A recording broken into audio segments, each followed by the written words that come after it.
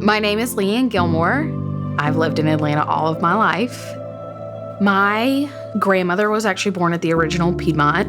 My mom and all of her siblings were born here. My siblings were born here, my cousins, my nieces, my nephews. And so I knew that we were predestined to be a Piedmont family as well.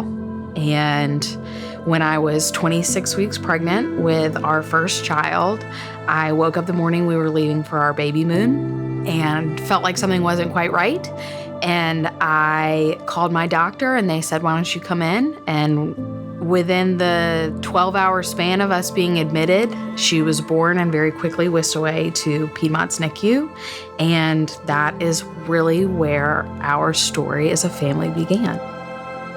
What I didn't expect is that we would spend 89 days in Piedmont's NICU getting to know a new subset of our family that are the doctors and the nurses and the respiratory therapists and the pharmacists and all of the people who take care of the tiniest people who live in the hospital.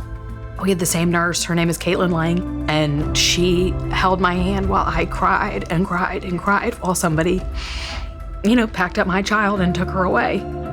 And that is the kind of touch that Piedmont showed from day 1 to day 89 was people who loved you, people who cared, people who not only cared about your child, but they cared about us. And knowing what we were going through and being alongside us and feeling just as anxious as we were, but knowing that they could be the arms we could fall into was really helpful.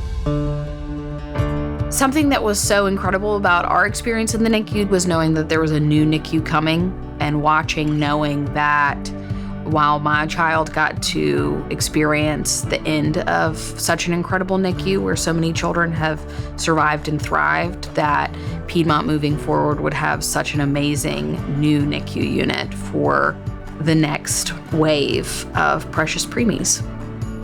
What I know will be so important is for my children to understand that so much of their quality of life, whether it be Libby in the NICU or any of our future children and being born here, so much of that comes through philanthropy and giving. And why Piedmont is as incredible of a hospital is because we have a lot of very generous donations that come our way.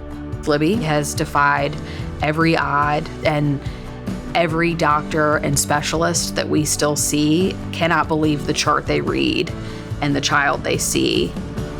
I know that the child that we have today would not be the same child had she not been born in Piedmont.